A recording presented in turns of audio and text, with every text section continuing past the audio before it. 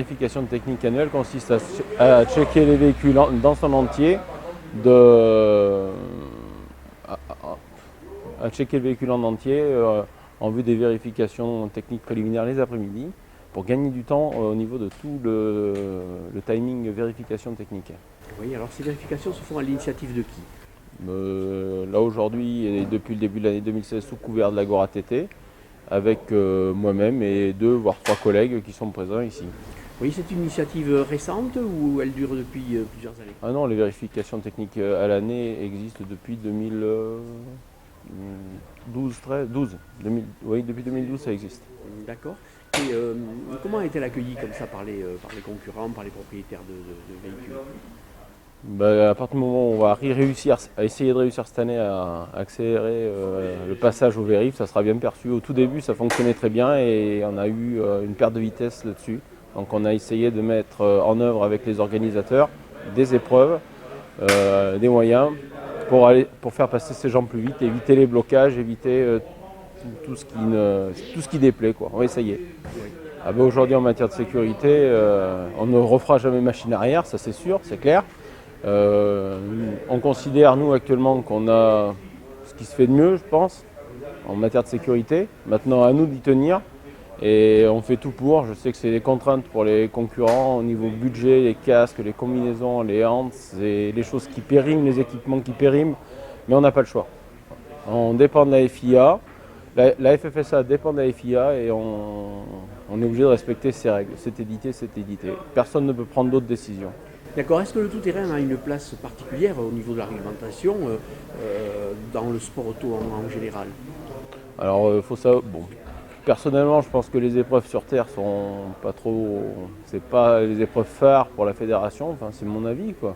Après, aujourd'hui, ce sont les épreuves terre qui marchent le mieux. Donc, autocross et rallye tout-terrain, bilan 2015 est en augmentation sur les 2 disciplines. Donc, ça prouve bien que les disciplines sur la terre fonctionnent très bien. Et sinon, la réglementation est la même Ah non, totalement différente. Totalement différente. Par la conception des véhicules, par... Conception, réglementation globale. Non, on est sur 2 types de véhicules différents, on ne peut pas comparer.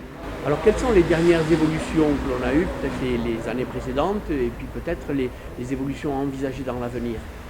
Les années précédentes, à part la refonte totale de la réglementation en 2014 où on a réécrit les choses, dans l'intégralité on a repris tous nos règlements et l'avenir c'est limiter certaines évolutions sur les autos, réduire les coûts si on peut mais c'est difficile.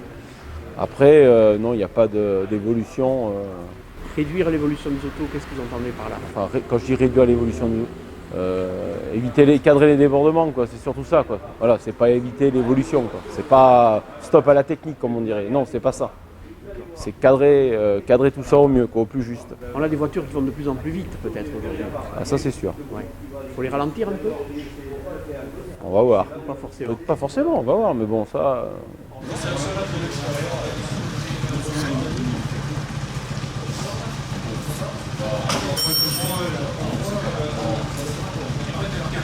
Là, ici. Moi oui. Ça, c'est parce que le passeport reviendra chez vous. D'accord. C'est notre première course, donc un peu stressé par rapport à la préparation de la machine, si on n'a pas oublié des choses qu'on n'a pas vues dans le règlement.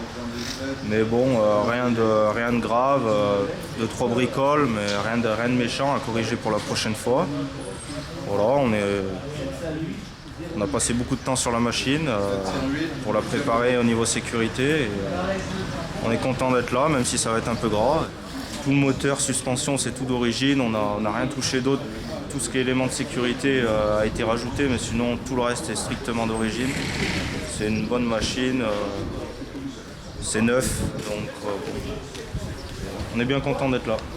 On a fait 9 heures de route pour être là, donc on est bien content et vivement demain qu'on roule. On voit ce que ça donne. Et le pilote et le copilote qui vont gérer la course et qui vont faire rouler avec la tête un peu vu que ça va être gras, donc il faudra pas trop partir fort, on verra. On va voir. Alors j'ai vu que vous avez un site internet intéressant aussi, vraiment très très complet, qui vous a demandé certainement beaucoup de travail. 80 heures. 80 heures. Et après, mais j'insiste aussi, c'est que ce site n'a aucune valeur. C'est uniquement une valeur consultative. Les textes de loi, c'est le site FFSA. C'est tout. Il ne faut jamais parler de ce site-là. Moi, je l'ai fait pour... Déjà, moi, ça m'a supprimé bon nombre de questions de base, mais ce site n'a aucune valeur. Il a uniquement une valeur consultative pour tous les concurrents. Aucune valeur officielle, mais quand même une valeur informative importante. Importante, je pense. Eh bien, je vous remercie, monsieur Véran. Merci.